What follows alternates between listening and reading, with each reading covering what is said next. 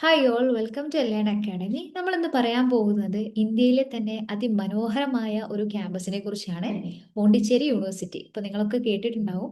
ഒരുപാട് മലയാളീസ് ഉള്ള, നമുക്കൊക്കെ പോയി പഠിക്കാൻ ഒരിക്കലെങ്കിലും നമ്മുടെ ലൈഫിൽ അങ്ങനെ ഒരു അവസരം കിട്ടിക്കഴിഞ്ഞാൽ ഒരിക്കലും മിസ് ഔട്ട് ചെയ്യാൻ പാടില്ലാത്തൊരു യൂണിവേഴ്സിറ്റി കൂടെയാണ്. ഇപ്പൊ നമ്മുടെ CUET UGയുടെ സ്കോർ കാർഡ് വെച്ചുകൊണ്ട് അഡ്മിഷൻ ആപ്ലിക്കേഷൻ ഇൻവൈറ്റ് ചെയ്തിട്ടുണ്ട്. സോ നമ്മൾ എങ്ങനെയാണ് അപ്ലൈ ചെയ്യുന്നത്, ഇതൊക്കെ കോഴ്സ് അവർ പ്രൊവൈഡ് ചെയ്യുന്നുണ്ട്, ഫീസ് സ്ട്രക്ചർ എങ്ങനെയാണ് എന്നുള്ളതൊക്കെയാണ് നമ്മുടെ ഇന്നത്തെ വീഡിയോയിൽ ഡിസ്കസ് ചെയ്യുന്നത്. ഓക്കെ, അപ്പോൾ അതിനുവേണ്ടി നിങ്ങൾ എന്ത് ചെയ്യുക, അവരുടെ ഒഫീഷ്യൽ വെബ്സൈറ്റിൽ വരിക. വന്നു കഴിഞ്ഞാൽ നിങ്ങൾക്ക് ഇവിടെ അപ്ലൈ ചെയ്യാൻ കാണാൻ പറ്റും. UG 4 ഇയർ ഹോണേഴ്സ് അല്ലെങ്കിൽ 5 ഇയർ ഇൻറ്റഗ്രേറ്റഡ് PG പ്രോഗ്രാംസ് ആണ് അവർ പ്രൊവൈഡ് ചെയ്യുന്നത്. ഇപ്പോൾ 5 ഇയർ ഇൻറ്റഗ്രേറ്റഡ് PG പ്രോഗ്രാം എന്ന് പറയുമ്പോൾ അവിടെ നമുക്ക് 5 വർഷം കൊണ്ട് എന്ത് കിട്ടുന്നുണ്ട്, മാസ്റ്റേഴ്സും ഡിഗ്രി സർട്ടിഫിക്കറ്റും കൂടെ ഒരേ സ്ഥലത്ത് തന്നെ നമുക്ക് കംപ്ലീറ്റ് ചെയ്യാനായിട്ട് പറ്റും. ഓക്കെ,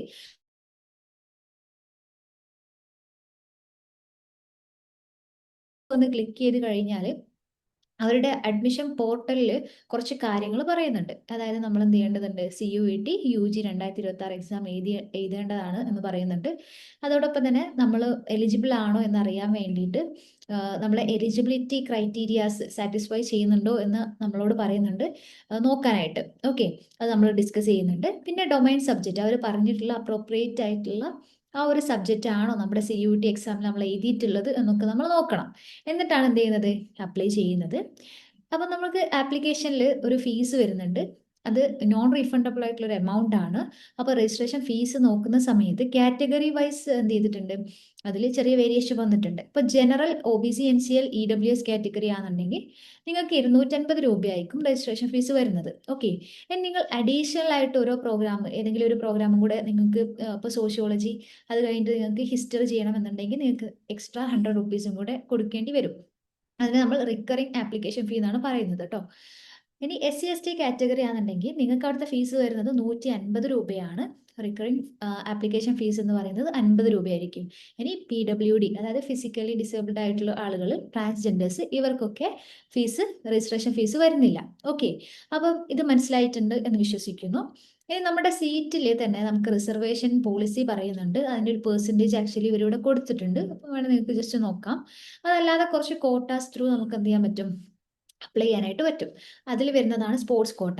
ഓക്കെ, അത് നമ്മൾ ഡീറ്റെയിൽ ആയിട്ട് പറയുന്നുണ്ട്. അതല്ലാതെ ward or dependence of defence personnels, നിങ്ങൾ ഡിഫൻസിലുള്ള ആരുടെങ്കിലും റിലേറ്റീവ്, ഐ മീൻ ബന്ധുക്കാരാണെന്നുണ്ടെങ്കിൽ നിങ്ങൾക്ക് എന്ത് ചെയ്യാൻ പറ്റും, അപ്ലൈ ചെയ്യാനായിട്ട് പറ്റും എന്നുള്ളതാണ്. പിന്നെ NCC NSS കോട്ട ഉള്ള ആളുകൾക്ക്, അതോടൊപ്പം തന്നെ പുതുച്ചേരി യൂണിവേഴ്സിറ്റി, പോണ്ടിച്ചേരി യൂണിവേഴ്സിറ്റിയിൽ എന്ത് ചെയ്യുന്ന ആളുകൾ, ഓൾറെഡി അവിടെ വർക്ക് ചെയ്യുന്ന നോൺ സ്റ്റാഫായിട്ടുള്ള ആളുകളുടെ മക്കൾ, അപ്പോൾ അവർക്കൊക്കെ എന്തുണ്ട്, സൂപ്പർ ന്യൂമററി കോട്ടാസ് അവൈലബിൾ ആണ്. ഓക്കെ, ഇനി ഇത്രയും കാര്യങ്ങൾ നമ്മൾ പറഞ്ഞു. അതല്ലാതെ നമ്മൾ ശ്രദ്ധിക്കേണ്ടത്, ജനറൽ ഇൻസ്ട്രക്ഷനിൽ അവർ പറയുന്ന കാര്യങ്ങൾ, നിങ്ങളിവിടെ അഡ്മിഷൻ എടുക്കാൻ വരുന്ന സമയത്ത് നിങ്ങളുടെ ഒറിജിനൽ സർട്ടിഫിക്കറ്റ് എന്ത് ചെയ്യേണ്ടതുണ്ട്, സബ്മിറ്റ് ചെയ്യേണ്ടതുണ്ട് എന്ന് പറയുന്നുണ്ട്.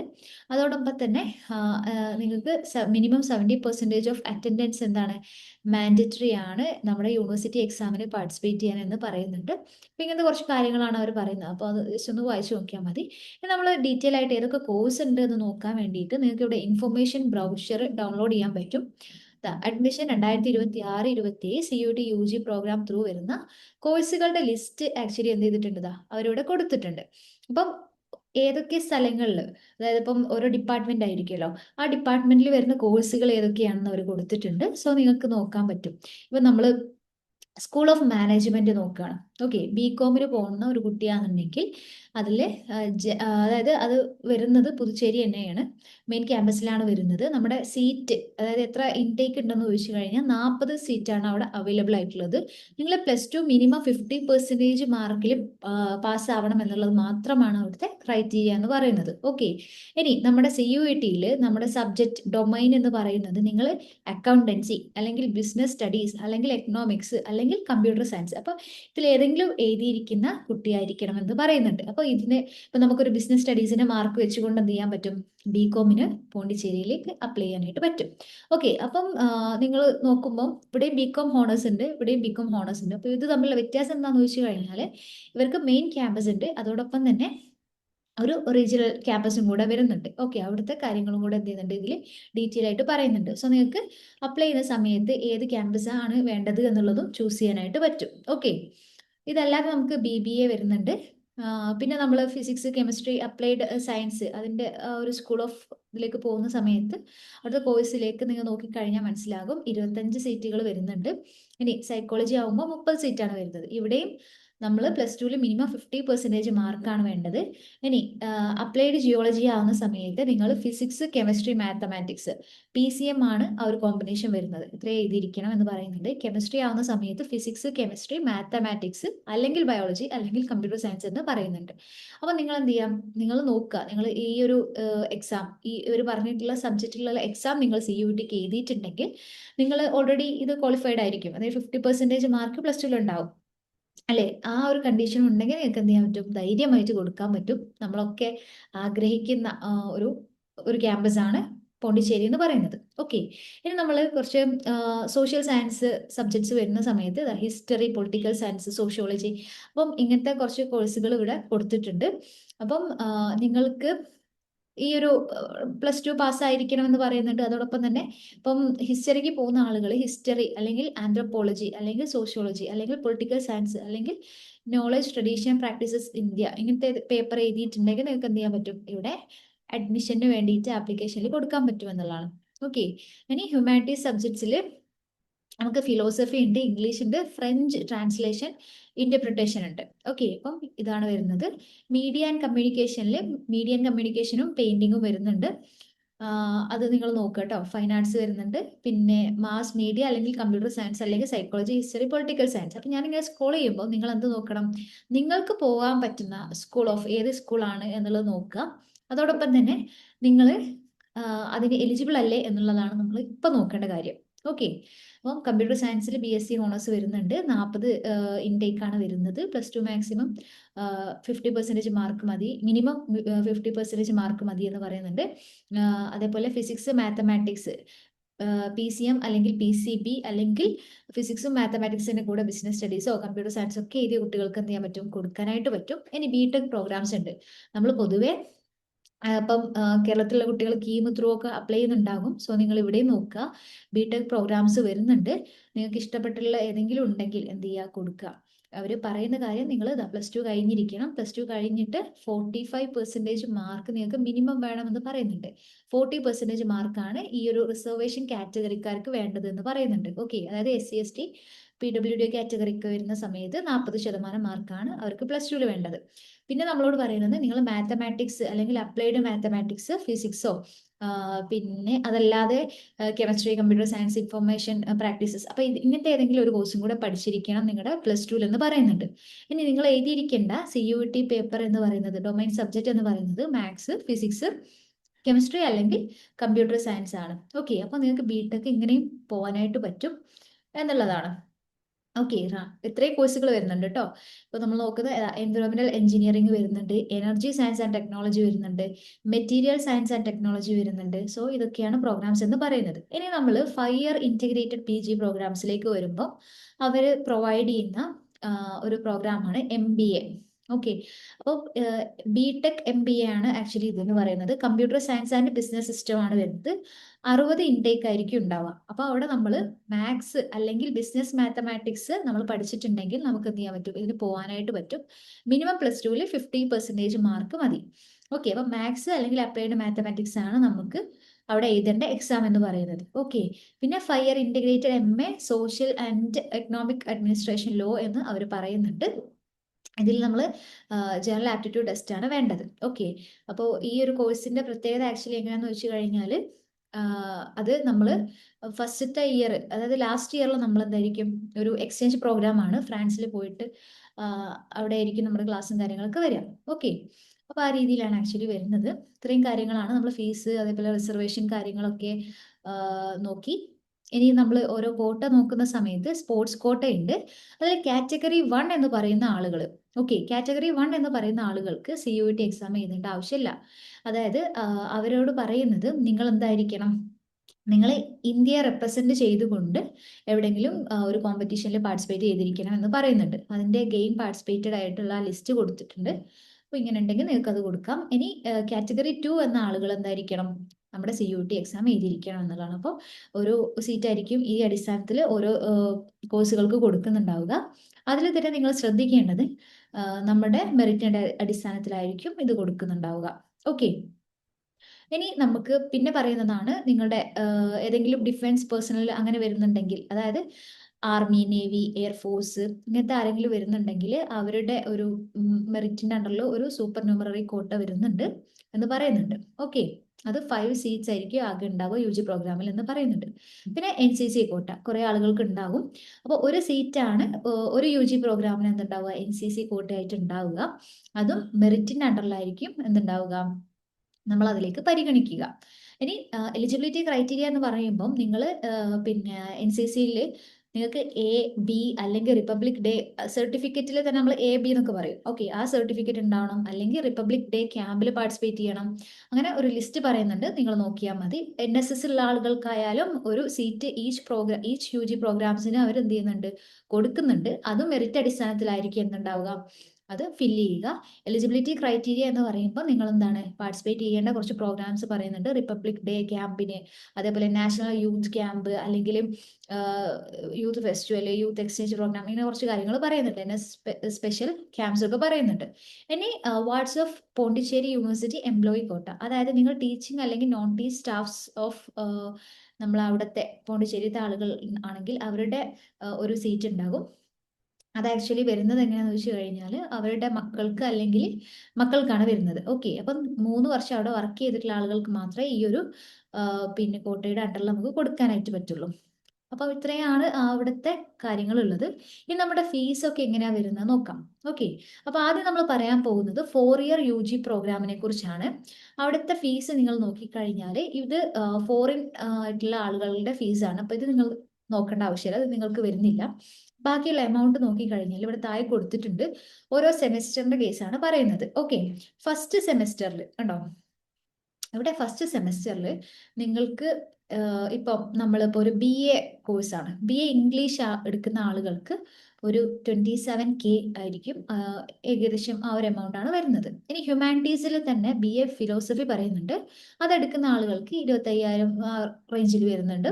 സോഷ്യൽ സയൻസിൽ BA ഹിസ്റ്ററി, പൊളിറ്റിക്കൽ സയൻസ് ഒക്കെ വരുമ്പോൾ 26K റിലേറ്റഡ് ആ ഒരു എമൗണ്ട് വരും. പിന്നെ മീഡിയ വരുന്ന സമയത്തും അത് ആ ഒരു ഫീസ് തന്നെയാണ് വരുന്നത് അല്ലേ, ചേഞ്ച് ഒന്നും വന്നിട്ടില്ല. ഇനി BCom, BBA, BA എക്കണോമിക്സ് ഈ കോഴ്സുകൾക്ക് നിങ്ങൾക്ക് കുറച്ച് ഫീസ് ഉണ്ട്.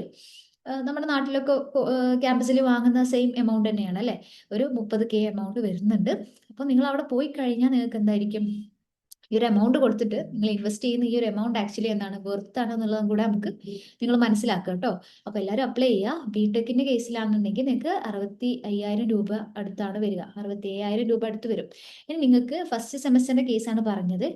ഈ സെക്കൻഡ്, അതേപോലെ 4th, 6th, 8th അങ്ങനെ വരുന്ന കോഴ്സുകൾ, അതായത് നമ്മുടെ ഈവൻ സെമസ്റ്ററുകൾക്ക് വരുന്നത്, ഇപ്പൊ ഇത്രയും കോഴ്സുകൾക്ക് വരുന്നത് 3,000 രൂപ മാത്രമായിരിക്കും. പിന്നെ അത് കഴിഞ്ഞിട്ട് പ്രൊഫഷണൽ കോഴ്സുകൾ ഉണ്ടല്ലോ, അതേപോലെ BTech, ഇതിനൊക്കെ വരുന്നത് 10,000 രൂപയായിരിക്കും എന്നുള്ളതാണ്. ഓക്കെ. പിന്നെ അതല്ലാതെ ഓഡ് കോഴ്സുകളുടെ എമൗണ്ട് ഇവിടെ കാണിക്കുന്നുണ്ട്. സോ നിങ്ങൾക്ക് ഇവിടെ നിന്ന് ഒരു ഐഡിയ കിട്ടും, ഓക്കെ ഞാൻ ഇത്രയാണ് എമൗണ്ട് എന്ത് ചെയ്യേണ്ടത്, കൊടുക്കേണ്ടത് എന്നുള്ളത്. ഓക്കെ. ഇനി ഇതല്ലാതെ പറയാനുള്ളത് ഇന്റഗ്രേറ്റഡ് BTech MBA പ്രോഗ്രാമിനെ കുറിച്ചാണ്. അവരുടെ എമൗണ്ടും ഇവിടെ കാണിക്കുന്നുണ്ട്, സെമസ്റ്റർ വൈസ് ആണ് ഈ എമൗണ്ട് ഇവിടെ കാണിക്കുന്നത്. ഓക്കെ. ഇനി നമുക്ക് എന്ത് ചെയ്യാൻ പറ്റും, ഇവിടെ നമ്മുടെ ആ 5 ഇയർ പ്രോഗ്രാം ഇന്റഗ്രേറ്റഡ് MSc പ്രോഗ്രാമിനെ കുറിച്ച് ഇവിടെ പറയുന്നുണ്ട്. സോ അത് കൊടുത്തിട്ടുണ്ട്. അപ്പൊ ഇത്രയാണ് മെയിൻ ആയിട്ട് പറയാനുള്ളത്. നേരെ നമുക്ക് ആപ്ലിക്കേഷൻ എങ്ങനെയാണ് എന്നുള്ളത് ജസ്റ്റ് എന്ത് ചെയ്യുക നോക്കാം. അപ്പൊ നിങ്ങൾക്ക് ടൈം ഉണ്ടെങ്കിൽ എന്ത് ചെയ്യുക, ഇത് കറക്റ്റ് ആയിട്ടൊന്ന് വായിച്ചു നോക്കുക. സോ നമ്മൾ അപ്ലൈ ചെയ്യാൻ വേണ്ടിയിട്ട് നേരെ എന്ത് ചെയ്തു, നമ്മൾ ഇവിടെ നിന്നാണ് ഇൻഫോർമേഷൻ ബ്രൗസറിലേക്ക് പോയിട്ടുണ്ടായിരുന്നത്. ഈ കാര്യങ്ങളൊക്കെ നമ്മൾ ഓൾറെഡി വായിച്ചു കഴിഞ്ഞു. ന്യൂ രജിസ്ട്രേഷൻ കൊടുത്തിട്ട് നമ്മൾ എന്ത് ചെയ്യാൻ പോവുക, രജിസ്റ്റർ ചെയ്യാനായിട്ട് പോവാം. അപ്പം എല്ലാ സെൻട്രൽ യൂണിവേഴ്സിറ്റിയും അവരുടെ സൈറ്റ് ത്രൂ, അതായത് സമർത്ത് പോർട്ടൽ ത്രൂ ആണ് നമ്മൾ എന്ത് ചെയ്യുന്നത്, ആപ്ലിക്കേഷൻ കൊടുക്കുന്നത്. അപ്പം നിങ്ങളുടെ CUETയുടെ സ്കോർ കാർഡ് നിങ്ങളുടെ മുൻപിൽ വെച്ചിട്ട് നിങ്ങൾക്ക് എന്ത് ചെയ്യാൻ പറ്റും, അപ്ലൈ ചെയ്യാനായിട്ട് പറ്റും. അവിടെ നിങ്ങളുടെ ആപ്ലിക്കേഷൻ നമ്പർ കറക്റ്റ് കൊടുക്കുക, റോൾ നമ്പർ കൊടുക്കുക, പിന്നെ നിങ്ങളുടെ പേര് എന്താണ്, നിങ്ങളുടെ സ്കോർ കാർഡിൽ നിങ്ങളുടെ പേര് കൊടുത്തത് അത് തന്നെ കൊടുക്കുക, ഡേറ്റ് ഓഫ് ബർത്ത്, നിങ്ങളുടെ ഇമെയിൽ അഡ്രസ്സ്, മൊബൈൽ നമ്പർ കൊടുത്തിട്ട് നിങ്ങളുടെ കൺസെന്റ് കൊടുത്തിട്ട് ക്യാപ്ച കൊടുത്തു കഴിഞ്ഞാൽ രജിസ്റ്റർ എന്ന് ക്ലിക്ക് ചെയ്യാൻ പറ്റും. ഓക്കെ. അപ്പം ഇവിടെ നിങ്ങൾ ശ്രദ്ധിക്കേണ്ടത്, നിങ്ങൾ ഇവിടെ കുറച്ച് കാര്യങ്ങൾ പറയുന്നുണ്ട്. നിങ്ങളുടെ CUET UGയിൽ നിങ്ങളുടെ ആപ്ലിക്കേഷൻ നമ്പർ ഏതാണോ കൊടുത്തത് അത് തന്നെ വെച്ചിട്ട് ഓപ്പൺ ആക്കാൻ പറയുന്നുണ്ട്. നിങ്ങളെ ഇമെയിൽ അഡ്രസ്സ്, മൊബൈൽ നമ്പറൊക്കെ നിങ്ങൾ അവിടെ കൊടുത്തത് ഏതാണോ അത് തന്നെ ഇവിടെ യൂസ് ചെയ്യാനായിട്ട് പറയുന്നുണ്ട്. ഓക്കെ. അങ്ങനെ നമ്മൾ രജിസ്റ്റർ ചെയ്ത് കഴിഞ്ഞാൽ നമ്മൾ നേരെ പോകുന്നത് ഒരു വെരിഫിക്കേഷനിലേക്കാണ്. ആ വെരിഫിക്കേഷൻ എന്ന് പറയുമ്പം നമ്മൾ കൊടുത്തിട്ടുള്ള മൊബൈൽ നമ്പർ അല്ലെങ്കിൽ ഇമെയിൽ ഐഡിയിലേക്ക് ഒരു OTP വരും. ആ OTP നമ്മൾ എൻ്റർ ചെയ്ത് കൊടുത്തിട്ട് പാസ്വേഡ് ഉണ്ടാകും. ആ ഒരു പാസ്വേഡ് നമ്മൾ സെറ്റ് ചെയ്യാണ്. ഓക്കെ. ഇപ്പം നിങ്ങളുടെ പേര് @123 എന്നോ അങ്ങനെ എന്തെങ്കിലുമൊക്കെ നമ്മൾ സെറ്റ് ചെയ്ത് കൊടുക്കുന്നു. അതൊന്നും കൂടെ റീ എൻ്റർ ചെയ്ത് കൊടുക്കുന്നു. ക്യാപ്ച കൊടുത്ത് വെരിഫൈ ചെയ്തു. അങ്ങനെ വെരിഫൈ ചെയ്ത് കഴിഞ്ഞാൽ പിന്നെ നമുക്ക് ലോഗിൻ ചെയ്യാൻ പറ്റും. നമ്മൾ കൊടുത്തിട്ടുള്ള, അതായത് നമ്മുടെ ആപ്ലിക്കേഷൻ നമ്പറും നമ്മൾ കൊടുത്തിട്ടുള്ള പാസ്വേഡും വെച്ച് നമ്മുടെ ക്യാപ്ച എൻ്റർ ചെയ്ത് കഴിഞ്ഞാൽ ലോഗിൻ ചെയ്യാൻ പറ്റും. അങ്ങനെ വരുമ്പോൾ നിങ്ങൾ ഡയറക്റ്റ്ലി പോകുന്നത് ഡാഷ്ബോർഡിലേക്കാണ്. അവിടെ നിങ്ങൾക്ക് കാണാൻ പറ്റും നിങ്ങളുടെ പ്രൊഫൈൽ ഈസ് നോട്ട് കംപ്ലീറ്റഡ് എന്നുള്ളത്. നിങ്ങൾ കംപ്ലീറ്റ് പ്രൊഫൈൽ എന്ന് ക്ലിക്ക് ചെയ്ത് കഴിഞ്ഞാൽ നിങ്ങളുടെ പേഴ്സണൽ ഡീറ്റെയിൽസ് ഓൾറെഡി അതിൽ വരും. ഓക്കെ. അത് നിങ്ങളുടെ പേര്, നിങ്ങളുടെ കൊടുത്തിട്ടുള്ള മൊബൈൽ നമ്പർ, ഇമെയിൽ, നിങ്ങളുടെ ഡേറ്റ് ഓഫ് ബർത്ത് ഒക്കെ വന്നിട്ടുണ്ടാകും. ഇനി നിങ്ങൾ ഇവിടെ കൊടുക്കേണ്ടത് നിങ്ങളുടെ കാറ്റഗറി സർട്ടിഫിക്കറ്റ് ആണ്. ഓക്കെ. അപ്പോൾ കാറ്റഗറി സർട്ടിഫിക്കറ്റിൽ നിങ്ങൾ ഏതാണോ SC ST അങ്ങനെ നിങ്ങൾക്ക് ആ കാറ്റഗറി കൊടുക്കാം. അത് കഴിഞ്ഞിട്ട് നമ്മളോട് ഇഷ്യൂയിങ് ഡേറ്റ് ചോദിക്കും. അത് കറക്റ്റ് കൊടുക്കുക. നമ്മുടെ ആ സർട്ടിഫിക്കറ്റിൽ ഇപ്പം നിങ്ങൾ OBC NC എന്നുണ്ടെങ്കിൽ അതിൽ കറക്റ്റ് ഡേറ്റ് ഉണ്ടാവും. അത് കൊടുക്കുക, അതിന് നമ്പർ കൊടുക്കുക, പിന്നെ നിങ്ങളുടെ ആൾട്ടർനേറ്റ് ഇമെയിൽ, മൊബൈൽ നമ്പറൊക്കെ ചോദിക്കുന്നുണ്ട്, അതൊക്കെ കൊടുക്കാം. ഓക്കെ. പിന്നെ നമ്മളോട് ഇപ്പം ബ്ലഡ് ഗ്രൂപ്പ് ഏതാണ്, മാരിറ്റൽ സ്റ്റാറ്റസ് എന്താണ് എന്നുള്ളതൊക്കെ നിങ്ങൾക്ക് സ്കിപ്പ് ചെയ്യാൻ പറ്റും. ഈ റെഡ് മാർക്ക് കാണിച്ചിട്ടുള്ളത് മാത്രം എന്ത് ചെയ്താൽ മതി, കൊടുത്താൽ മതിയാവും. ഓക്കെ. ഇനി ഇന്ത്യയിൽ ഉള്ള ആളാണെങ്കിൽ യെസ് കൊടുക്കുക. പിന്നെ റിലീജിയൻ ചോദിക്കുന്നുണ്ട്, അവിടെ കൊടുക്കുക. പിന്നെ നമ്മുടെ ബർത്ത് ഡീറ്റെയിൽസ് ആണ്. നിങ്ങളുടെ കൺട്രി ഏതാണ്, സ്റ്റേറ്റ് ഏതാണ്, ഡിസ്ട്രിക്ട് ഏതാണ്, വില്ലേജ് ഏതാണ് എന്നുള്ള കാര്യങ്ങളൊക്കെ കറക്റ്റ് കൊടുത്തിട്ട് ഫാമിലി ഡീറ്റെയിൽസ്, നിങ്ങളുടെ അമ്മയുടെ പേരെന്താണ്, അമ്മയുടെ മൊബൈൽ നമ്പർ ഹിന്ദിയിൽ കൊടുക്കേണ്ട ആവശ്യമൊന്നുമില്ല, ഫാദർ നെയിം, ബാക്കി ഡീറ്റെയിൽസ് ഒക്കെ കൊടുക്കാം. ഇവിടെ നിങ്ങൾ എമർജൻസി കോൺടാക്ട് നമ്പർ നിങ്ങളുടെ പാരൻസിൻ്റെ കൊടുക്കുക. നിങ്ങൾക്ക് ഫാമിലി ഇൻകം എത്രയാണ് എന്നുള്ളത് കറക്റ്റ് കൊടുക്കുക. അതിനുശേഷം നമ്മളോട് കോട്ടാസ് ചോദിക്കും. ലൈക്ക് നിങ്ങൾ ഏതെങ്കിലും PWD കാറ്റഗറിയിൽ വരുന്നുണ്ടോ, അല്ലെങ്കിൽ കാശ്മീരി മൈഗ്രൻ്റ് ആണോ, children's of widows of armed forces ആണോ, NSS അല്ലെങ്കിൽ NCC ഇതിൽ ഏതെങ്കിലും ഉണ്ടെങ്കിൽ അങ്ങനെ കറക്റ്റ് ചോദിക്കും. സോ നിങ്ങൾ മേക്ക് ഷുവർ ദാറ്റ് നിങ്ങൾക്ക് എന്തുണ്ട്, ആ ഒരു സർട്ടിഫിക്കറ്റും നിങ്ങളുടെ കയ്യിലുണ്ട് എന്ന് ഉറപ്പ് വരുത്തിയിട്ട് നിങ്ങൾക്ക് എന്ത് ചെയ്യാൻ പറ്റും, അത് ആപ്ലിക്കബിൾ ആണെങ്കിൽ യെസ് എന്ന് കൊടുക്കുക, ഇല്ലെങ്കിൽ നോട്ട് ആപ്ലിക്കബിൾ എന്ന് കൊടുക്കുക. ഓക്കെ. പിന്നെ ബാങ്ക് ഡീറ്റെയിൽസ് നമ്മൾ പേയ്മെന്റ് ചെയ്ത് കഴിഞ്ഞാൽ, അതായത് നിങ്ങളിപ്പം അവിടെ അഡ്മിഷൻ എടുത്തിട്ടുണ്ട്, ഇനി എന്തെങ്കിലും നിങ്ങൾക്ക് ഏതെങ്കിലും ഒരു പോയിന്റിൽ നിങ്ങൾ വിചാരിക്കുകയാണ് എനിക്ക് ക്യാൻസൽ ചെയ്യണം എന്നുണ്ടെങ്കിൽ നിങ്ങൾക്ക് എന്ത് ചെയ്യാൻ പറ്റും, ക്യാൻസൽ ചെയ്യാൻ പറ്റും. പക്ഷെ നിങ്ങൾ റീഫണ്ട് വരണം എന്നുണ്ടെങ്കിൽ എന്ത് വേണം, നമ്മൾ കറക്റ്റായിട്ട് ബാങ്ക് ഡീറ്റെയിൽസ് ഇവിടെ കൊടുത്തിരിക്കണം. സോ അതിന് വേണ്ടിയിട്ട് നിങ്ങളുടെ ബാങ്ക് ഡീറ്റെയിൽസ് നിങ്ങളുടേതോ നിങ്ങളുടെ പാരൻസിൻ്റെയോ കൊടുക്കാം. നിങ്ങളുടെ അക്കൗണ്ട് നമ്പർ, അക്കൗണ്ട് ഹോൾഡറുടെ പേര്, ബാങ്കിൻ്റെ പേര്, ബ്രാഞ്ച് ഏതാണ്, IFSC കോഡ് ഏതാണ്, ഇങ്ങനത്തെ കാര്യങ്ങളൊക്കെ കൊടുത്തിട്ട് നിങ്ങളുടെ അഡ്രസ്സ് കൊടുക്കുക. ഓക്കെ. കറസ്പോണ്ടൻസ് അഡ്രസ്സ് കൊടുക്കുക, നിങ്ങളുടെ വീട്ടുപേര്, ബാക്കി ഒക്കെ അറിയാലോ, ഡീറ്റെയിൽസ് കൊടുത്തിട്ട് അത് തന്നെയാണ് നിങ്ങളുടെ പെർമനന്റ് അഡ്രസ്സ് എങ്കിൽ ഇവിടെ ക്ലിക്ക് ചെയ്താൽ മതി. എന്നിട്ട് കറക്റ്റ് ആണെന്നുണ്ടെങ്കിൽ നമ്മൾ സേവ് ഡീറ്റെയിൽസ് കൊടുക്കുന്നു. ഇപ്പം നമ്മുടെ പേഴ്സണൽ ഡീറ്റെയിൽസ് സേവ് ആയിട്ടുണ്ട്. നമ്മൾ എഗെയിൻ ചെക്ക് ചെയ്യാണ് എന്തെങ്കിലും മിസ്റ്റേക്ക് എവിടെയെങ്കിലും ഉണ്ടോ എന്നുള്ളത്. ഓക്കെ. ഇനി പ്രശ്നങ്ങളൊന്നും ഇല്ല എന്നുണ്ടെങ്കിൽ നമുക്ക് പ്രൊസീഡ് ടു നെക്സ്റ്റ് അടിക്കാം. ഇനി എന്തെങ്കിലും എഡിറ്റിംഗ് നിങ്ങൾക്ക് വേണമെന്നുണ്ടെങ്കിൽ അപ്ഡേറ്റ് ഡീറ്റെയിൽസ് കൊടുത്താൽ മതി. ഓക്കെ. അപ്പോൾ നമ്മളുടെ ഓക്കെ ആണ്, ഇനി മുന്നോട്ട് പോകണമെന്നുണ്ടെങ്കിൽ നമ്മൾ പ്രൊസീഡ് കൊടുക്കുക. പ്രൊസീഡ് കൊടുത്തു കഴിഞ്ഞാൽ അവർ ചോദിക്കും മെഡിക്കൽ അറ്റൻഷൻ എന്തെങ്കിലും വേണോ എന്നുള്ളത്. പിന്നെ നിങ്ങളോട് ABC ID എന്ന് പറഞ്ഞു കഴിഞ്ഞാൽ നമുക്ക് സ്റ്റുഡൻസിന് ഗവൺമെൻറ് നൽകുന്ന ഒരു ID ആണ്. അത് നിങ്ങൾക്ക് ഉണ്ടെങ്കിൽ അതിവിടെ കൊടുക്കുക, ഇല്ലെങ്കിൽ നിങ്ങൾ ക്ലിക്ക് ഹിയർ കൊടുത്തിട്ട് ഒന്ന് ക്രിയേറ്റ് ചെയ്യുക. ഓക്കെ. അപ്പാർ ID എന്നും പറയും. ഇനി ഡൊമിസൈൽ സർട്ടിഫിക്കറ്റ് ഓഫ് കാശ്മീർ അവർക്കില്ല. പിന്നെ നമ്മുടെ ലാംഗ്വേജ് പ്രൊഫഷൻസ് ചോദിക്കുന്നുണ്ട്. അപ്പം നിങ്ങൾ ശ്രദ്ധിക്കേണ്ട കാര്യം, ഇത് അപ്ലൈ ചെയ്യുമ്പം ഈ ക്വസ്റ്റ്യൻസ് ചിലപ്പോൾ അങ്ങോട്ടും ഇങ്ങോട്ടൊക്കെ വരും. ഓക്കെ. അപ്പം ഓൾമോസ്റ്റ് എല്ലാ സെൻട്രൽ യൂണിവേഴ്സിറ്റിയുടെ സൈറ്റുകളും സെയിം ആണ്, കുറച്ച് വ്യത്യാസങ്ങൾ മാത്രമേ വരുന്നുള്ളൂ. സോ നിങ്ങൾക്കത് മാനേജ് ചെയ്യാനായിട്ട് പറ്റും. ഓക്കെ. ഇനി നമ്മൾ എന്ത് ചെയ്തു, നമുക്ക് അറിയുന്ന ലാംഗ്വേജസ് ഒക്കെ ഇവിടെ കൊടുത്തിട്ട് സേവ് ഡീറ്റെയിൽസ് കൊടുത്തു. അത് കഴിഞ്ഞിട്ട് നമ്മളോട് ചോദിക്കുന്നത് നമ്മൾ കൊടുത്ത ഡീറ്റെയിൽസ് തന്നെ കറക്റ്റ് അല്ലേ എന്നുള്ളതാണ്. അത് കഴിഞ്ഞാൽ നമുക്ക് അപ്ലോഡ് ചെയ്യാനായിട്ട് പറ്റും. ഇവിടെ അപ്ലോഡ് ചെയ്യുമ്പം നിങ്ങളുടെ ഫോട്ടോ, നിങ്ങളുടെ സിഗ്നേച്ചർ ഒക്കെ ആ ഒരു ഫോർമാറ്റിൽ അവർ പറയുന്നുണ്ട് JPEG അല്ലെങ്കിൽ JPG ഫോർമാറ്റ് വേണമെന്നുള്ളത്. അപ്പോൾ അത് കൊടുക്കുക. അതേപോലെ നിങ്ങളുടെ ഫയൽ സൈസ് എന്ന് പറയുന്നത് 10 KB to 500 KB ആണ്. അപ്പോൾ അത് കറക്റ്റ് കൊടുക്കുക. ഇനി OBC കാറ്റഗറി, അതേപോലെ ഇൻകം സർട്ടിഫിക്കറ്റ്, നിങ്ങളുടെ CUETയുടെ സ്കോർ കാർഡ്, അഡ്മിറ്റ് കാർഡ്, പിന്നെ നിങ്ങളുടെ contact certificate, migration certificate, TC, അപ്പൊ ഇങ്ങനത്തെ ഒക്കെ ചോദിക്കുന്നുണ്ട്. ചിലപ്പോൾ ഇത്രയും ചോദിക്കും, ചിലപ്പോൾ ഇത്ര ചോദിക്കില്ല. അപ്പൊ എന്താണോ ചോദിക്കുന്നത് ആ ഫയൽസ് ഒക്കെ ആ ഒരു അപ്രോപ്രിയേറ്റ് ആയിട്ടുള്ള ഫോർമാറ്റിലും സൈസിലും തന്നെ എന്ത് ചെയ്യുക, അപ്ലോഡ് ചെയ്യാൻ വേണ്ടി ശ്രദ്ധിക്കുക.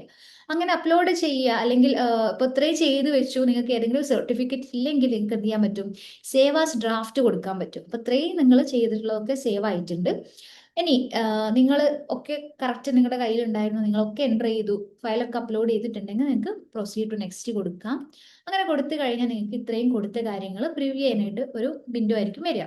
ഓക്കെ, അത് കറക്റ്റ് നോക്കിയിട്ട് നിങ്ങൾക്ക് നേരെ പ്രോഗ്രാം ഏത് വേണമെന്നുള്ളത് സെലക്ട് ചെയ്യാം. അതായത് പ്രോഗ്രാം സെലക്ഷൻ എന്ന് പറഞ്ഞ സ്റ്റെപ്പിലേക്ക് എത്തി. അവിടെ നിങ്ങളൊരു പ്രോഗ്രാം ചൂസ് ചെയ്തു. അതിൻ്റെ സെൻറ്റർ ഏതാണ്, റീജിയണൽ സെൻറ്റർ ആണോ അല്ലെങ്കിൽ ഹെഡ് ക്വാർട്ടേഴ്സ് ആണോ എന്ന് ചോദിക്കും. അപ്പോൾ അത് കറക്റ്റ് കൊടുക്കുക. പിന്നെ നമ്മൾ നെക്സ്റ്റ് കൊടുക്കുക. അങ്ങനെ നെക്സ്റ്റ് കൊടുത്തു കഴിഞ്ഞാൽ നമ്മുടെ 10th ഡീറ്റെയിൽസ് ആണ് എന്ത് ചെയ്യേണ്ടത്, ഫില്ല് ചെയ്യേണ്ടത്. അതിന് മുൻപായിട്ട് അവർ നമ്മളോട് എലിജിബിലിറ്റി ക്രൈറ്റീരിയ ചോദിക്കുന്നുണ്ട്. അതായത് ഇപ്പം +2 50% മാർക്ക് ഇല്ലേ എന്നുള്ളതാണ്. അപ്പോൾ അത് ക്ലിക്ക് ചെയ്ത് കൊടുക്കുക. നമ്മുടെ 10th ഡീറ്റെയിൽസ്, നിങ്ങൾ പാസ്സായിട്ടുള്ള ഇയർ ഏതാണ്, എത്ര പെർസെൻറ്റേജ് ഉണ്ടായിരുന്നു, ഏത് സ്കൂളിൽ നിന്നാണ് പാസ്സായിട്ടുള്ളത്, ബോർഡ് ഏതാണ്, ക്ലാസ് സബ്ജക്ട് കോമ്പിനേഷൻ ഏതായിരുന്നു എന്നുള്ളതൊക്കെ കറക്റ്റ് കൊടുത്തിട്ട് നിങ്ങളുടെ +2 ഡീറ്റെയിൽസ് ആണ് പിന്നെ എൻ്റർ ചെയ്യേണ്ടത്. അവിടെ ഇതേപോലെ തന്നെ നമ്മുടെ ഇയർ, ഏത് ഇയറിലാണ് പാസ് ഔട്ട്, അപ്പോൾ ഈ ഇയറിലാണെന്നുണ്ടെങ്കിൽ 2026 എന്ന് കൊടുക്കുക. നിങ്ങൾക്ക് എത്ര പെർസെൻറ്റേജ് മാർക്ക് ഉണ്ട് എന്ന് കൊടുക്കുക. നെയിം ഓഫ് ദ ഇൻസ്റ്റിറ്റ്യൂഷൻ ചോദിക്കുന്നുണ്ട്, അത് കൊടുക്കുക. ബോർഡ് അത് കറക്റ്റ് കൊടുത്തിട്ട് സബ്ജക്റ്റ് കോമ്പിനേഷൻ, ഇപ്പം നിങ്ങൾ ഹ്യൂമാനിറ്റീസ് ആണെന്നുണ്ടെങ്കിൽ സോഷ്യോളജി, എക്കണോമിക്സ്, ഹിസ്റ്ററി, പിന്നെ അറബി, ലൈക്ക് നിങ്ങളിപ്പോൾ ഇംഗ്ലീഷ്, അങ്ങനെ ഏതാണോ എടുത്തിട്ടുള്ളത് അത് കറക്റ്റ് കൊടുത്തിട്ട് നിങ്ങൾക്ക് ഡിവിഷൻ, ഇപ്പം നിങ്ങൾ ഫസ്റ്റ് ക്ലാസ് ആണോ ഡിസ്റ്റിങ്ഷൻ ആണോ എന്ന് കൊടുത്തിട്ട് നമ്മളോട് ചോദിക്കുന്നുണ്ട് ഒരു മാത്സ് വേണോ വേണ്ടേ എന്നുള്ളത്. അപ്പോൾ യെസ് അല്ലെങ്കിൽ നിങ്ങൾ കൊടുത്തിട്ടുണ്ടെങ്കിൽ യെസ് അല്ലെങ്കിൽ നോ കൊടുത്തിട്ട് നിങ്ങൾക്ക് എന്ത് ചെയ്യാൻ പറ്റും, നെക്സ്റ്റ് കൊടുക്കുക. അപ്പം നമ്മൾ കൊടുത്തിട്ടുള്ള കാര്യങ്ങൾ എഗെയിൻ കാണിക്കും. പിന്നെ നമ്മളത് കൺഫേം ചെയ്യാണ്. എഗെയിൻ നമ്മൾ എന്ത് ചെയ്യുക, അപ്ലോഡ് ചെയ്യണം. ഇവിടെ അപ്ലോഡ് ചെയ്യാൻ വേണ്ടിയിട്ട് നമ്മുടെ 10th mark sheet, +2 mark sheet ആയിരിക്കും ഉണ്ടാവുക. അത് നമ്മൾ സെലക്ട് ചെയ്തിട്ട് അപ്ലോഡ് ചെയ്തു. അപ്ലോഡ് ചെയ്ത് കഴിഞ്ഞാൽ നിങ്ങൾക്ക് പിന്നെ നമുക്ക് നമ്മുടെ CUETയുടെ സ്കോർ കാർഡ് കാണാൻ പറ്റും. ഓക്കെ, അപ്പോൾ ഇവിടെ നമ്മൾ എഴുതിയിട്ടുള്ള സബ്ജക്ട്സ് ഏതൊക്കെയാണ്, അതുപോലെ തന്നെ നമ്മൾ കൊടുത്തിട്ടുള്ള, അതായത് നമുക്ക് കിട്ടിയിട്ടുള്ള mark, okay, obtained marks in വേർഡ്സും കാണാൻ പറ്റും. ഓക്കെ, അപ്പോൾ നമ്മൾ മനസ്സിലാക്കി ഇത്രയാണ് നമുക്ക് കിട്ടിയിട്ടുള്ളത് എന്നുള്ളതൊക്കെ. ഇനി നമ്മൾ പേഴ്സണൽ ഡീറ്റെയിൽസ് ഒക്കെ കറക്റ്റ് അല്ലേ എന്ന് എഗെയിൻ നമുക്ക് എന്ത് ചെയ്യാൻ പറ്റും, ചെക്ക് ചെയ്യാൻ പറ്റും. അപ്പോൾ ഇതിങ്ങനെ എഗെയിൻ ഇത് ഇടയ്ക്കിടയ്ക്ക് നമ്മൾ ചെക്ക് ചെയ്യുന്നത് എന്തുകൊണ്ടാണെന്ന് വെച്ച് കഴിഞ്ഞാൽ മിസ്റ്റേക്ക് ഒന്നും വരാതിരിക്കാൻ വേണ്ടിയിട്ടാണ്. എന്തെങ്കിലും വന്നു കഴിഞ്ഞാൽ പിന്നെ നമുക്ക് എന്ത് ചെയ്യാൻ പറ്റില്ല, എഡിറ്റിംഗ് ഓപ്ഷൻ കഴിഞ്ഞാൽ പിന്നെ നമുക്ക് ചേഞ്ച് ചെയ്യാൻ കഴിയില്ല. സോ എല്ലാം റെഡി ആണെന്ന് ഉറപ്പ് വരുത്തി കഴിഞ്ഞാൽ നിങ്ങൾക്ക് ഡിക്ലറേഷൻ ഫോം ഉണ്ട്, അത് ക്ലിക്ക് ചെയ്യുക. അത് സബ്മിറ്റ് ചെയ്ത് കഴിഞ്ഞാൽ പിന്നെ നമ്മൾ ചെയ്യേണ്ടത് പേയ്മെൻറ്റിലേക്കാണ്. ഓക്കെ, ആ പേയ്മെൻറ്റിന് മുൻപായിട്ട് നിങ്ങൾക്ക് കുറച്ച് ചെക്ക് ബോക്സ് വരും. അതായത് നിങ്ങളുടെ പേര് ഇതാണ്, അതേപോലെ നിങ്ങളുടെ ഡേറ്റ് ഓഫ് ബർത്ത് ഇന്നതാണ്, നിങ്ങളുടെ അച്ഛൻ്റെ പേര് ഇതാണ്, അമ്മയുടെ പേര് ഇതാണെന്നൊക്കെ പറഞ്ഞിട്ട് ആ ചെക്ക് ബോക്സ് ഒക്കെ ക്ലിക്ക് ചെയ്തിട്ട് നിങ്ങൾക്ക് പേയ്മെൻറ്റിലേക്ക് പോവാം. ആ പേയ്മെൻറ്റ് നിങ്ങൾ ചെയ്ത് കഴിഞ്ഞാൽ മാത്രമേ നമ്മുടെ ആപ്ലിക്കേഷൻ എന്താവുള്ളൂ, സബ്മിറ്റ് ആവുള്ളൂ. ഓക്കെ, അങ്ങനെ ആ ഒരു കഴിഞ്ഞു. ഇനി നിങ്ങൾക്ക് എഗെയിൻ ഒരു പ്രോഗ്രാമും കൂടെ അപ്ലൈ ചെയ്യണം എന്നുണ്ടെങ്കിൽ നിങ്ങളുടെ ഡാഷ്ബോർഡിൽ പോയിട്ട് സെലക്ട് എ പ്രോഗ്രാം കൊടുത്തിട്ട് ബാക്കി എന്ത് ചെയ്താൽ മതി, നമ്മുടെ ഇങ്ങനത്തെ ഒരു ഡീറ്റെയിൽസ് ഫില്ല് ചെയ്ത് കൊടുത്തു കഴിഞ്ഞാൽ നമുക്ക് ആ ഒരു അഡീഷണൽ എമൗണ്ട് അടിച്ചുകൊണ്ട് നമുക്ക് ആ ഒരു പ്രോഗ്രാമും കൂടെ സബ്മിറ്റ് ചെയ്യാനായിട്ട് പറ്റും. ഓക്കെ, അപ്പോൾ ഇത്രയും കാര്യങ്ങളാണ് പോണ്ടിച്ചേരിയുടെ അഡ്മിഷനായിട്ട് ബന്ധപ്പെട്ട് പറയാനുള്ളത്. അപ്പം ഇനി എന്തെങ്കിലും ഡൗട്ട്സ് കാര്യങ്ങൾ ഉണ്ടെങ്കിൽ നമ്മുടെ കമൻറ്റ് സെക്ഷനിൽ ചോദിക്കാം. ഇല്ലെങ്കിൽ നിങ്ങൾക്ക് എന്ത് ചെയ്യാൻ പറ്റും, നമ്മുടെ മൊബൈൽ നമ്പർ കൊടുക്കുന്നുണ്ട്, കോൺടാക്ട് ചെയ്താൽ മതി. Okay, thank you for watching.